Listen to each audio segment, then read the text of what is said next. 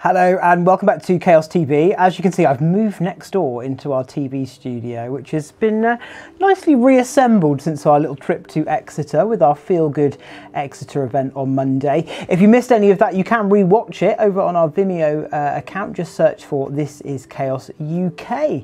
I think there's 4 hours of Feel Good from Exeter there, so do check that out. If you want to get in touch with the show today, we'd love to hear from you. You can text the word chaos and your message to 82228. Standard network costs apply, and make sure you ask the bill payer's permission. You can also email hello@thisischaos.co.uk. You can give us a call on 01872 228844, and for anything else, check us out on social. It's Chaos TV UK on Facebook, Twitter and Instagram. Okay, so our next feature this afternoon is all about loan shark awareness. What is a loan shark? Who do loan sharks target? How can we prevent loan sharks? And how can we find help?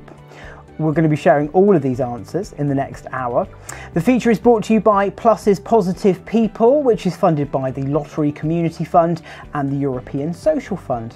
I'm pleased now to welcome Kath, Liaison Manager from Stop Loan Sharks. Good afternoon, Kath. Good afternoon. Great to have you on the show. Thank you so much for joining us. First of all, how are you today? How's your Wednesday treating you? It's not too bad, to be honest. It's sunny up here in Lancashire, which we always like. Excellent stuff. Well, let's kick off then. For viewers at home who maybe don't know what a loan shark is, would you tell us who is a loan shark? What is it? So unfortunately, the answer to that question is it can be anybody.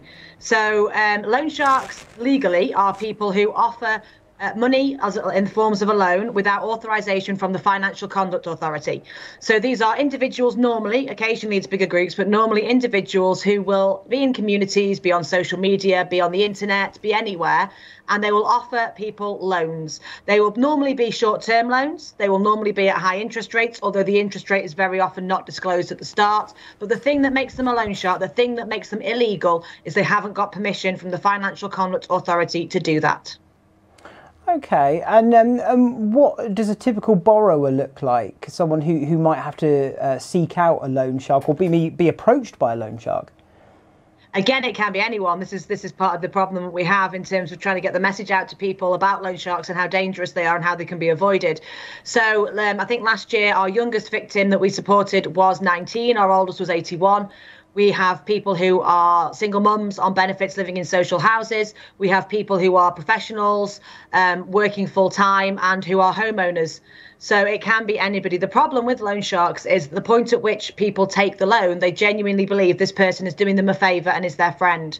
And it's only much further down the line they realise it's actually a loan shark. So we don't get people who sort of actively seek out loan sharks to borrow money from. It tends to be they're almost duped into borrowing by very clever and cunning and manipulative people. And where's this happening? Is this something kind of exclusive to urban areas with people of certain ages? Again, it can be anywhere. So it used to be seen as an urban problem, very much so, but we've prosecuted loan sharks in fishing villages. We've prosecuted loan sharks in urban Cumbria. Again, they can be anyone. And because we're seeing this rise of loan sharks acting on the internet and offering loans over social media, they can literally be anywhere. One guy we prosecuted recently never actually met any of his victims. His entire business, in inverted commas, was conducted over Snapchat and WhatsApp and bank transfer. So they can be anyone, anywhere. Definitely not just an urban problem anymore. Interesting. Tell us a little bit about your role. What do you do? And of course, Stop Loan Sharks, the organisation.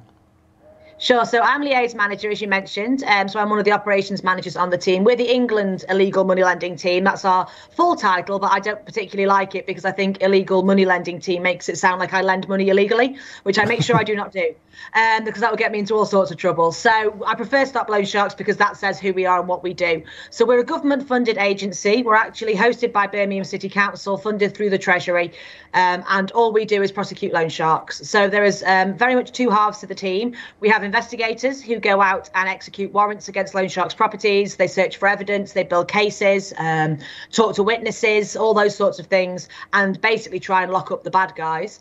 The team that I manage do everything else. So we do all the awareness raising, all the victim support, witness support, and we try to stop people going to loan sharks in the first place through extensive work with things like credit unions and debt advice agencies to try and get the message out there about what a loan shark is and why they're bad. And have you got any examples of how loan sharks have targeted people in the kind of your experience of working with people? It can be anything. Again, so a couple that jump to mind. The traditional loan shark, if there is such a thing, would be someone who targeted people geographically where he or she lived. So that might have been through the workplace. That might have been at the gym, at the boxing club, in the pub, at a social club. It might have been at the school gates. But the people who borrowed from this individual would tend to have a sort of geography in common, if you like. And what they would then do, the loan shark, is they would be known as the person that lends people money. And people would think they were their saviour. It would be an overheard conversation in the pub about a car that's broken down and £500 that's needed to fix it. I'll help you out. I'll lend you that money. It's no problem at all. You pay me back when you can. And the person thinks, thank goodness, this person's my saviour. And then they take the loan, they get the car fixed, they pay back the £500, and the borrower, the lender, sorry, would start saying things like, yeah, that's not all, you know, there's interest on top of that. I don't do this for nothing. You owe me another £500. Well, I haven't got £500. Well, that's all right. I'll lend it to you. But that will be subject to interest as well. And very quickly, it kind of spirals out of control. That's your kind of traditional model of loan sharking, if you like. A case we prosecuted recently, a loan shark who lived in Doncaster but was lending all over the country. He was a student from Sheffield Hallam University, a business student.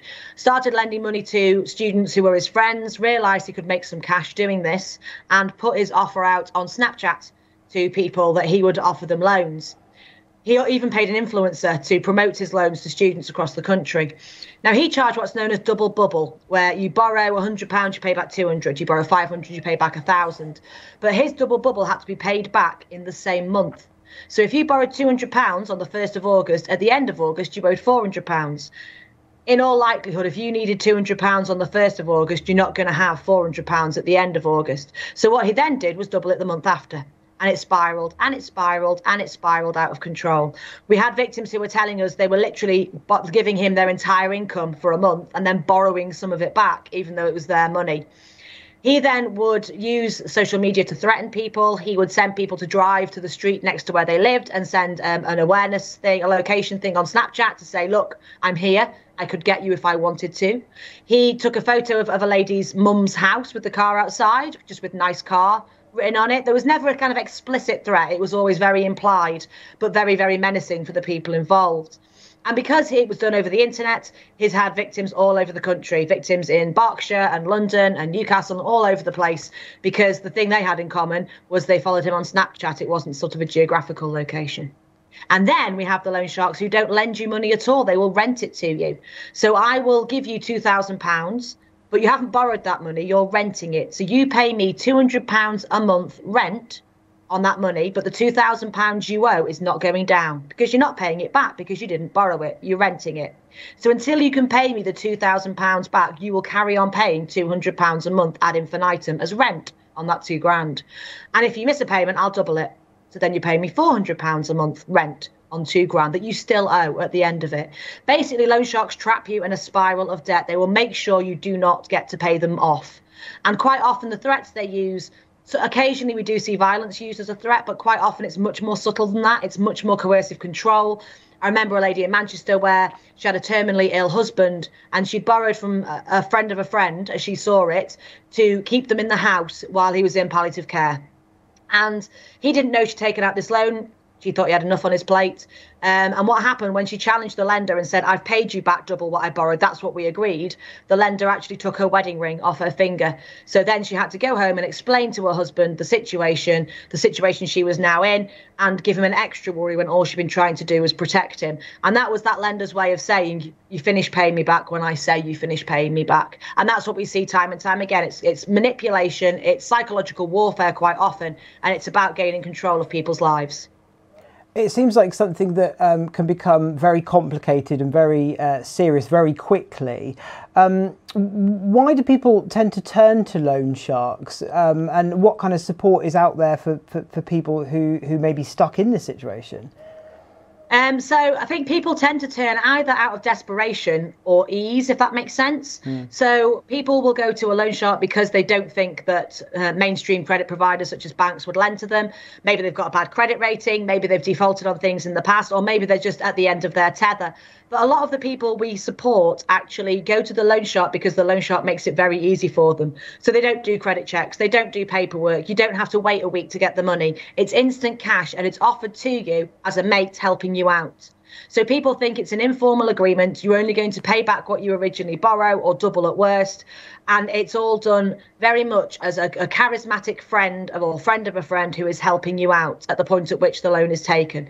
So I think sometimes people will need the money and actually have that sort of person offer it at the right time. We've also had lenders where they've almost groomed people. You know, they'll say things like, do you not want to take the kids on holiday this year? You know, you've had a bad day at work. Wouldn't it be lovely to buy yourself a new pair of shoes? And they've offered the money when it's not even been asked for, just so they can gain that control, that hook into those people's lives. In terms of support, we have a team of officers who are there just to support people. So my team is not investigators, we are support officers, and we provide whatever support that individual needs. So we'll look at the whole picture, we'll look at what's their housing situation, are they facing rent arrears or eviction because they've been paying the loan shark and nothing else. We'll look at their mental health, we'll look at their employment status, their family status, any addiction issues, and we'll try and put together a package of support tailored to that individual. Equally, if someone doesn't want that support or feels they don't need it, that's fine too. They can still talk to us about the loan shark, talk to us about the illegal lender, and get the enforcement side of what we do without the liaise side of support as well. So it's very much about putting that person at the centre of the process. And we always say, you know, it's not just about reporting a loan shark, it's about accessing our specialist support around that. We've been doing this job now 14, 15 years. We know how these people work. We know the pressure they put on individuals. And the last thing in the world we want is someone committing suicide or putting themselves through a real traumatic period where help and support is available. Yeah, that's really interesting. I think you just answered my next question, which was, it might seem silly to ask, but the importance of why we need to be aware of loan sharks. I guess people who may be caught up in this situation may be nervous or embarrassed about coming forward for help. But I guess family members and friends can keep an eye out and offer support and signpost into what you're doing. Absolutely, we get that a lot as well. Particularly, it seems to be grandparents. I think people are a bit more willing maybe to go and say, I think I've messed up to a grandparent than to a parent. And we don't think people have messed up. You know, this is a crime, this is criminal activity, and these criminals are very skilled at targeting individuals. So no one should feel shame or embarrassment about coming forwards. Whatever has happened, whatever they are going through, I guarantee we will have seen it before. We're pretty much unshockable at Stop Loan Sharks now. And we have seen some really nasty cases. You know, we've seen women forced into prostitution. We've seen people forced into criminal activity by the illegal lender. But that's not what we're interested in. We're interested in supporting you as a victim of this crime this loan shark has actually been committing against you. The main reason when we ask people why they didn't report the loan shark earlier, though, is that they didn't know we existed and they weren't aware it was a criminal offence. Again, if they think this is a friend lending them money, there's no reason why you'd think that was a loan shark. I think before I started this job, my image of an illegal lender was kind of Phil Mitchell. It was very much a kind of bruiser with a mob of lads behind him and baseball bats. Whereas in reality, you know, if it's the girl who's worked beside you for 20 years, you're not going to necessarily think of her as a loan shark. So that's the first thing that the people need to be aware of, is that if you offer money without that authorization, you are committing a criminal offence potentially, and that's something that we can help with. And I think after that, we have to look at the reasons why people don't report in terms of fear, shame, embarrassment, and try and overcome them as well. One of the things I'm very proud of in my time as ops manager on this team is that we've never had anything bad happen to anyone who has reported a loan shark. No repercussions to anyone in 13 years. Bad things happen when people don't report loan sharks, because that's when the loan sharks are in control. That's a fantastic testament to your work and the team's work as well, and just the level of support available. Kath, stay there. We're going to watch a little video now. We're going to hear from Matthew, or Matt, who's sharing his experience. So let's take a look.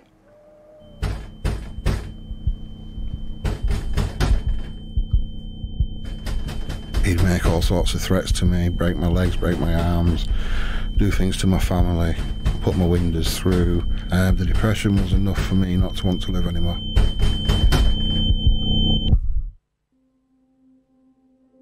The initial sum was £20. Wanted to borrow more, wanted to borrow 100, but he said he could only do £20 as the first one for a thing of trust, and that I needed to pay £40 back the week after.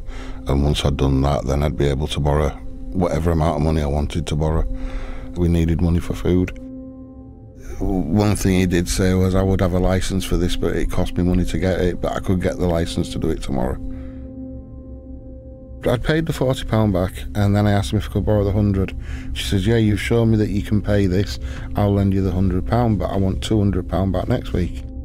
When it came to paying back the following week, we'd got our benefits, but I had to pay him all my benefit, which again left us with nothing.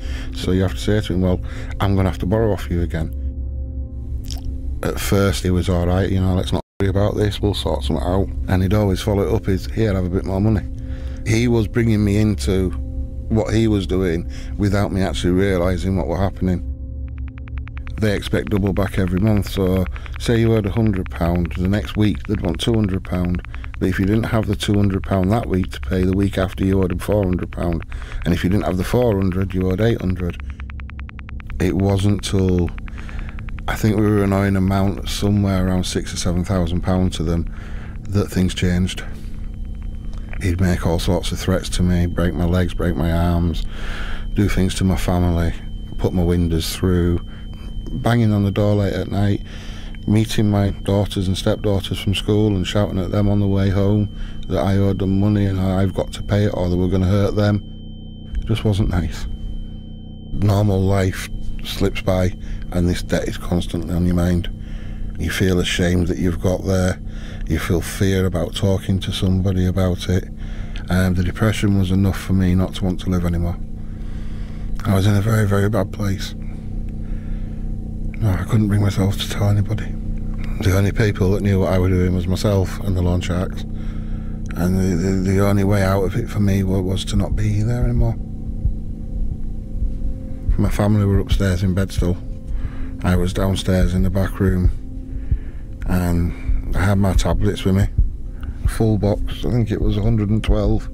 As I'm taking the tablets, I'm scanning through the paper.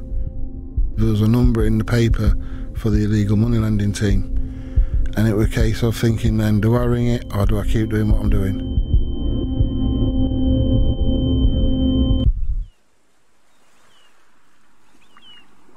The person on the other end of the phone was very understanding. They said they were going to help me and that I hadn't to worry. I hadn't to pay any more money back to the people and that someone would be in touch with me very, very shortly. The sense of relief when I came off the phone, it just felt like a big weight had been lifted.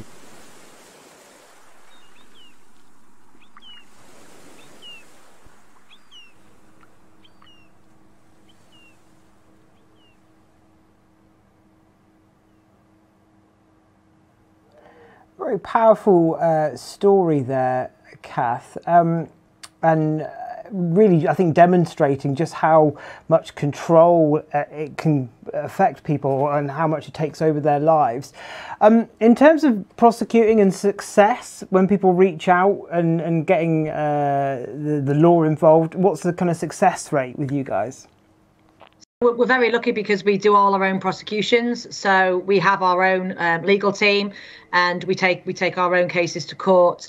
And to date, touch wood, we have 100% success rate of people taken to court.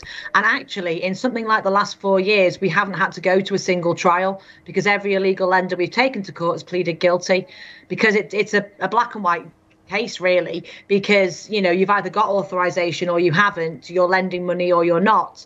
And when we raid people's properties and we find evidence of illegal lending, be that spreadsheets or loan records or bank transfers or evidence on mobile phones or laptops, then that's normally enough to convince them they need to plead guilty, because if you plead guilty, you get a slightly reduced sentence. So in terms of the process, the success rate, it's brilliant. What we need is people to come forward in the first place. So like Matthew said in the video, we see an awful lot of people at the point of suicide. I think 1 in 3 of the people we supported last year had contemplated suicide because of the loan shark. And that's horrifying. You know, someone else's greed. This is money, and it's driving people to the edge of suicide because it isolates them so much. And that's the thing I think that I work to try and stop happening. The idea that you're on your own, the idea that there isn't help and support available, the idea that you've done something wrong, they're all things that are completely untrue. And it's amazing the help and support we can give people if they come forwards. I remember a gentleman we supported who'd been the victim of a loan shark for 17 years. And in that time, he'd lost jobs, he'd lost his home, and he'd lost his marriage. And he rang me the week after the loan shark was prosecuted and said they'd just been to the supermarket and they hadn't had to take a calculator for the first time because they had spare money. They didn't have to try and budget a family of 4 on £25 a week. And then he took his kids to Blackpool, and it was the first holiday they'd ever been on because the whole of their lives he'd been the victim of a loan shark. And talking to us can set people free. It absolutely can, and it does. But I do understand how difficult it is to make that initial contact. I think that's such a testament for people to pick up the phone or go online and reach out and get help. Not only such a fantastic success rate, but you know, turning their lives around and really making that change for themselves and their family. And you must have such a fulfilling job in a roundabout way. Yeah, it's one of those things, isn't it? Because a lot of the work we do is to try and do ourselves out of work because we'd much rather loan sharks didn't exist and we all had to go and find employment elsewhere. But at the same time, you know, I don't think we're ever going to get rid of them completely. I think it's about trying to look at the supply and the demand side, because I always say the sort of investigators are dealing with the supply side. They're dealing with the illegal lenders. They're dealing with crimes that have already happened. Whereas my team's much more looking at the demand. And if we can get people aware that the friend who's not a friend isn't a friend earlier in the process, if we can get people aware that help and support is available, and even better, if we can get people aware of things like credit unions, community banks, where they can save and borrow legally and affordably so they don't need a loan shark in the first place, then that's the way to win the battle, I think. But it is a fulfilling job, and I think it can be quite an intense job at times, as you can imagine. But a lot of the time as well, when people get through the other side, they want to do things like Matthew's video because they want to tell their story. It's even if they have to go to court, you know, and be a witness against the loan shark, which, like I say, hasn't happened for a number of years. But they actually get a great sense of closure from that, from being heard, and from having someone say, this is a terrible thing that happened to you. It's not your fault. You have very kindly going to do some myth busting now for us. So I'm going to hand over to you for a couple of minutes, and I think your presentation should appear as if by magic. Look at that, look. Look at that. I do like magic, especially with presentations. I've done that many presentations in the world of Teams and Zoom that have gone horribly wrong. So it's always good when things appear. No escape. So, myth busting, common myths about loan sharks, a lot of which I have to say I would have believed prior to doing this job. Thank you. So this is the biggie for me, that loan sharks are your friend. So 57% of clients we supported in 2020 believed the loan shark was their friend. And most lenders will make the borrowers feel like they're doing them a favour.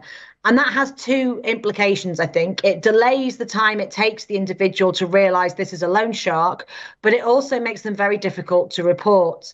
The victims that we work with will often say things like, but he helped me out, but she lent me the money when no one else would, but he was there when I needed quick cash. And the fact that they've paid back £90,000 on a £2,000 loan isn't irrelevant to them, but it's kind of undermined by the fact that this was someone who they believed was their friend and who helped them out. So this is one of the biggest myths. That figure as well, that percentage has gone up in the first half of 2021. It's higher than that now. It's nearly 2/3. So the vast majority of people who borrow think they're borrowing from a friend. And often they are friendly at the point of borrowing. It takes people an average of nearly 3 years to report a loan shark. And I think the beginning of that process is people realizing this isn't my mate. This has gone wrong. This is something else. This isn't what I signed up for. So it's when they miss a payment, or it's when they say, hang on a minute, I've paid you back now, surely. Or it's when something else happens that they suddenly realize this isn't what I thought it was. So there's some quotes there. It was handy at first. I didn't have to have any checks or get someone to approve. Now I'm not working and she's giving me grief and threatening my family. I genuinely thought she was a friend helping me out. Very soon, she had me taking higher loans out from her in order to pay her back for the smaller loans. Very soon, she was taking all of my benefits and leaving me with nothing. And that, again, is something we see quite often, this thing of taking out more loans to pay them back. You know, oh, I haven't got this month's payment. That's all right. I'll lend it to you, but I'll add that amount to the loan as well. So you don't actually see the cash, but the loan value is going up all the time, all the time, all the time. It started off as a favour and now they want more and more money. I don't understand how he can want more. They've already held a gun on me and tried to threaten to kidnap my family. That, I would say, is a very extreme case. As I said before, most loan sharks don't use violence or threats of violence to control people. It's much subtler than that. But we do see some extreme examples like the one on the screen there. And we do protect people if that is the case.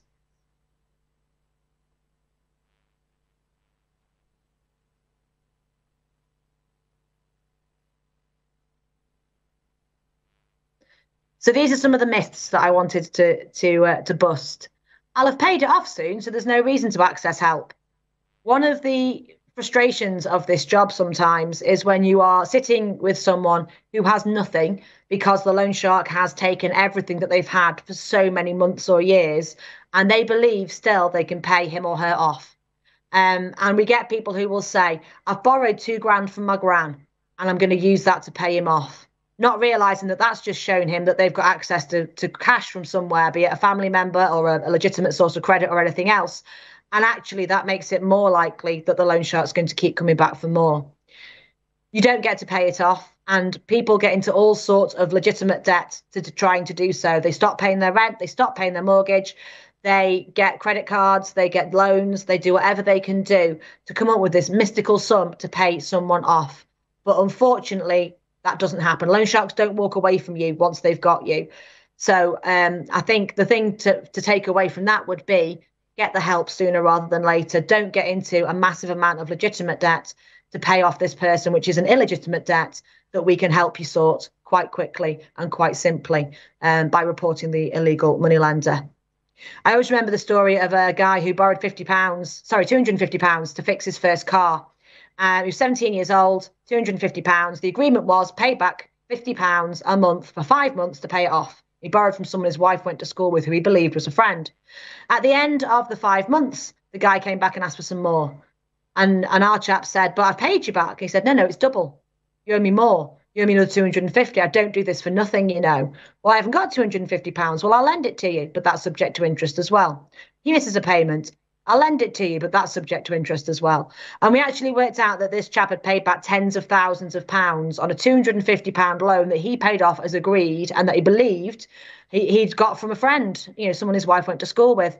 And it's a telling case, really, because he kept thinking he could pay it off. He was made redundant from one of his jobs. He had 3 jobs to try and keep his head afloat while paying back the loan shark.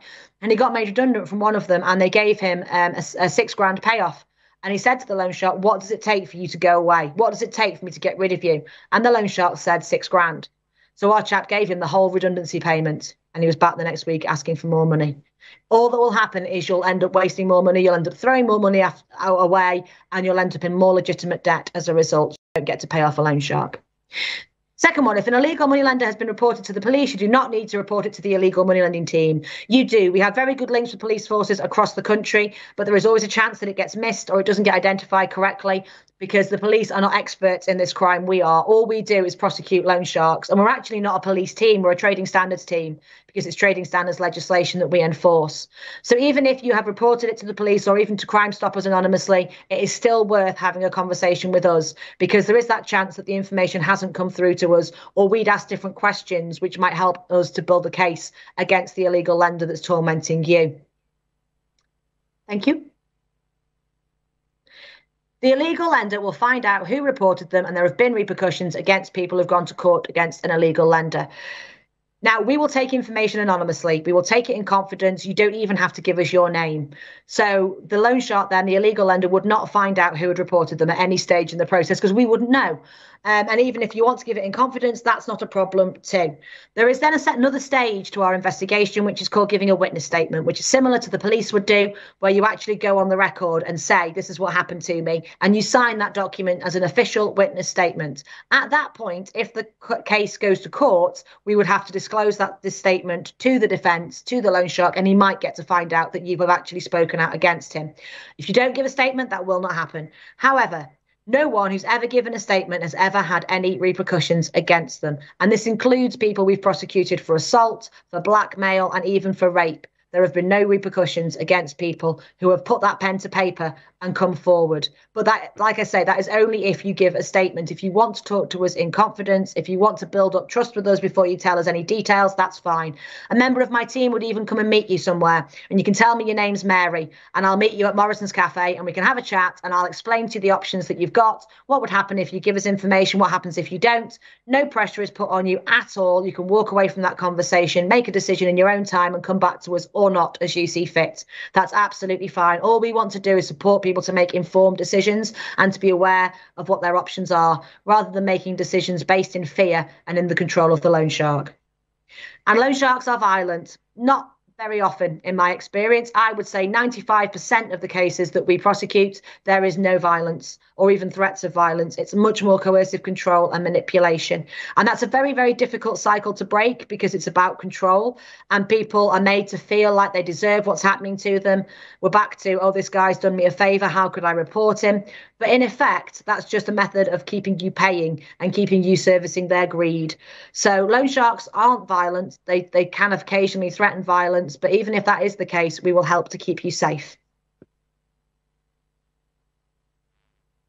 Thank you. If you give a statement against an illegal lender, you will definitely have to go to court. As I mentioned earlier, in the last 4 years, we haven't had a single witness had to go to court against an illegal lender, because we have had every single one has pleaded guilty. Now, that is not to say it could never happen. It has happened in the past. It may happen again in the future. But we build such a good case against the illegal lender from an enforcement point of view that their legal team will advise them to plead guilty, because they get a reduced sentence for doing so. So there is an incentive there for them to do that. And that tends to be what happens. So if you give a statement, you will probably not have to go to court. We can't say you definitely won't have to go to court, but in all probability, you won't. And what that statement gives us is the ability to go and get a warrant and actually be able to go and search the loan shark's property, look for evidence against him or her, and build up that case. And quite often what they're convicted on isn't people's statements, it's on other evidence that we find from that warrant. One of the ops managers who looks after the investigators, she says that's actually when the investigation starts, it's at the point of warrant. But what statements do is they help us get to that point. But if you are concerned, like I say, there is no compulsion to give a statement, you can just talk to us in confidence. And illegal lending only happens in certain places. It doesn't happen here. We hear this quite a lot as well, the idea that it's either an urban crime or potentially a northern crime, or potentially something that happens in big cities and not in small towns or rural areas. Not true. We've prosecuted people across England for this crime, and we've helped victims across England with this crime as well. It isn't something that just goes on in films or on soap operas. It's happening right now in our communities, and we're desperately keen to help stamp it out, but we can only do that with your help and support. Thank you.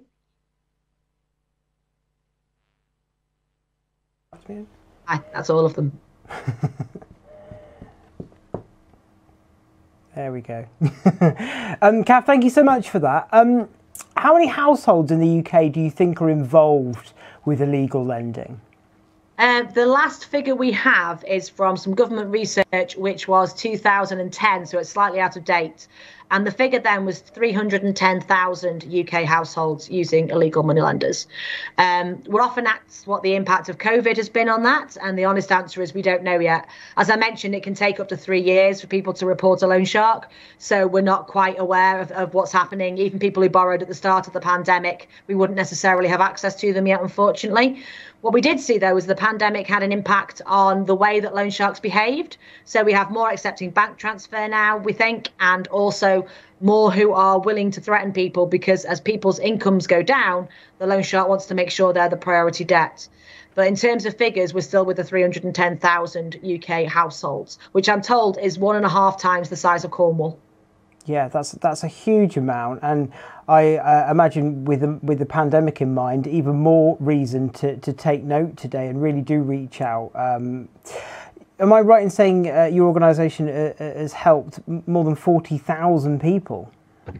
We have, yes, either directly or indirectly. So if we remove a loan shark in an area, obviously then people are impacted by that. They don't have to pay him or her back anymore, and they have a lot more free cash, which is obviously a positive thing. And then the people we've helped intensively as well. So yeah, we've helped a lot, we've reached a lot, but obviously there is more to go as far as we're concerned. And I guess we've talked a lot about people reaching out and helping today, but prevention is a big thing as well. We want to prevent people so they're not even getting into these situations. What do your organisation do around the prevention of being tempted maybe in by a loan shark? I think one of the things we try and do is go where the loan sharks are. So we were aware during the pandemic, but even prior to that loan sharks were moving online. So even pre-COVID, we had more reports of loan sharks using WhatsApp. We had more reports of loan sharks advertising on Facebook community groups and things like that. So we have got an increased social media presence now. We are on Facebook and Twitter and Snapchat and Instagram, and I think we might even be on TikTok now. I'm far too old for any of these platforms, but we've tried to get the message out there as well in different ways. So things like, this isn't your friend. You know, we've got a very powerful image of a mask being taken away from someone's face of a nice person, and behind it there is a nasty person, or a man standing there but his shadow's actually a shark. And this idea that loan sharks are hidden, they are two-faced, they will con you, they will make you think there's something that you're not, is something we're pushing very strongly at the moment. We also launched live chat on our website at the start of COVID. We were aware that people might be at home, self-isolating, shielding people, and not want to phone a hotline and have a conversation that could be overheard by their spouse, by their children, by whoever else. So we launched live chat on our website, and now it's fair to say it's here to stay. We're up to about 6 or 7% of our intel now coming through live chat. And I think sometimes people don't like phoning hotlines, they don't like calling numbers, and they don't know what's going to happen, and they feel more in control. If they're typing a message, they can walk away at any point, they can have more sort of say in what happens next. So live chat now is available on our website Monday to Friday 9 to 5. But the big thing we do in terms of prevent is try and signpost people to credit unions and community banks. So credit unions, community banks, fantastic organisations who are capped by legislation in terms of the interest they can charge. And unlike some of the bigger lenders, they lend small amounts of money. They'll do £300, £400, £500 loans, which some of the bigger lenders wouldn't want to, because it's not worth their while. And they treat people like individuals. It's not computer says no. They will work with people. They will look to find solutions to things like CCJs, previous arrears, or any other issues. And if they can find a way to lend to you in an affordable way, if you can afford to pay them back, then they will do so. They also do an awful lot of work around budgeting and helping people in other ways. Some of them offer wider products like even mortgages, credit cards, and all sorts. But the actual kind of savings and loans that credit unions offer, we promote very, very heavily. And findyourcreditunion.co.uk will tell you your local one. That's really interesting about credit unions, because I feel that just promotes that there are safe, sustainable ways to find that financial support and borrow money, small amounts of money. Because like you say, when I think of loans, it's £10,000, £15,000 a bank, which is scary, isn't it? A lot of banks don't want to entertain the idea of the £500 that you might need to replace your oven because it's broken. Absolutely, absolutely. And I think, the absolute joy of credit unions is it's for the community. So most of them have got a geographic common bond. So, there will be, I'm trying to think now off the top of my head, Leeds Credit Union covers Leeds, for example. Yeah. Darlington Credit Union covers Darlington and into bits of Teesside as well. And it's about the people in that area. So they employ people from that area. It's for people in that area. And they don't pay high interest rates on savings, but a lot of them will pay a dividend. So it's a bit like the old sort of cooperative methodology, which people really like, but it's local, and it's not about making massive profits for shareholders because they're owned by the community. They have a board of directors from the community, and they're not looking to make shareholders rich. They're looking to help out people in that community, which is why we think they're a fabulous way to get people back into borrowing if maybe they've had a break from it for whatever reason, or starting out on a borrowing journey, because they just do a lot more in terms of helping people than some other organisations would care to. I love that. That's really nice to hear. We're nearly out of time. Before we wrap up, just tell us a little bit about this interactive educational video. Tell us more about this. This is one of my favorite things we've done. So one of the nicer parts of my job, if you like, I mean, the best bit is helping the victims, obviously, but one of the softer sides of what we do is every year we give away proceeds of crime money to community organisations. So as well as trying to get the loan sharks prosecuted through the courts, we look at taking away their shiny things. So their assets, their cash, their houses, their cars, whatever they've made that we can evidence or that they can't evidence is the proceeds of crime. And we'd love to give that money back to the victims, but quite often that's not possible because the loan sharks' records are too shoddy and we wouldn't actually be able to work out who'd paid what, when, and so on. So what we do instead with the portion of POCA, proceeds of crime, that comes back to us as an organisation is we make it available for organisations to bid for. So, for example, we launched last week a big mural in Peterborough, which is a Stop Loan Sharks mural, just to gain people's attention, make them look at it. It's got the hotline on it, it's got live chat on it, and it's just a way of trying to get into people's brains, basically, and get into their kind of zeitgeist of what's going on and try and get the message out there. And one of the things we spent some proceeds of crime money on last year was a interactive film called Shark. So if you're anything like me, when I was a kid, I had loads of those books, I think they were Osborne books, where you got to the end of a page and you got to decide what happened next. So, if you choose to follow the dog into the woods, go to page 82. If you decide to leave him and go home, go to page 79, those sorts of books. So what this film is an interactive film. So you get to decide what happens to the characters. There are 3 decisions throughout the film, and you get 2 choices. You click on one, and the story goes in that way. So there are several different endings, and it depends which choice you make as to which ending you end up at. And it's about a guy at university who borrows £120 off somebody who he meets through Snapchat because he owes £120 to his roommate who's got a mobile phone out in his name. And it's very much targeted at that market, although it is accessible to anybody.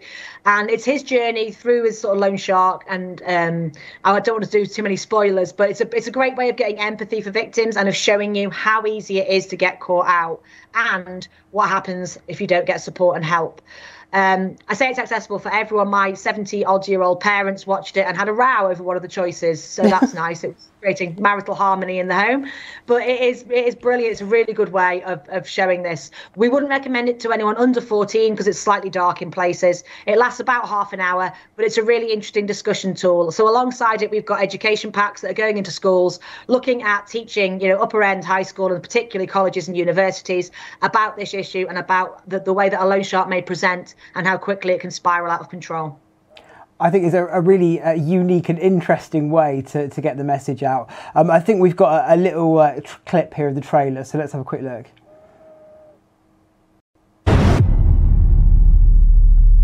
I've got a mate on Snapchat called Erin, and she lends money to students as and when they need it. All you gotta do is drop her a message, let her know how much you want to borrow, and she'll transfer the money straight away. I'll give you cash. It's entirely up to you. It's entirely up to you. Hello, is that Erin? Who's this? My name is Liam. My mate gave me your phone number and said you might be able to help me out with some money, like a loan. Sorry, you've got the wrong number. Oh, okay. Okay, sorry. I'm just winding it up, of course I can help you. How much do you need, Liam? £120 if that's possible.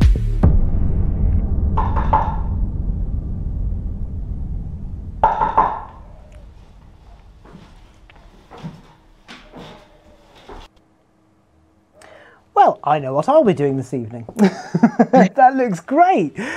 We're nearly out of time, Kath. It's been a pleasure talking to you today. Just remind everyone at home, everyone watching, how they can reach out and get support, find out more information and benefit from this amazing organisation that you work for. Thank you. So we're the Stop Loan Sharks team. We're the England illegal money lending team. I should say as well, there is a Scottish and a Welsh team and also a presence in Northern Ireland if people from there are watching and have concerns. But the England illegal money lending team is available on 0300 555 2222. That's 24 hours a day, 7 days a week. And we will take information anonymously and in confidence. Phone us up and have a chat about what we can do to help you. That's all we ask. We also are online at stoploansharks.co.uk and on there is live chat Monday to Friday 9 to 5 and also a reporting form. If you want to report a loan shark anonymously and just leave that information with us, you can do that via the website. The website's brilliant as well because it's got lots of information about what a loan shark is, who we are and the other projects that we're involved with. It's got all our social media stuff tagged into it as well, because we've got a YouTube channel which includes the video of Matthew's story that you showed earlier and a lot of other victim testimony as well.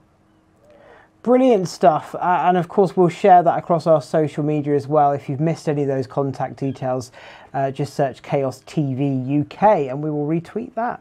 Kath, absolute pleasure talking to you today. Thank you so much for joining us from Stop Loan Sharks, and a big thank you to Plus and Positive People as well.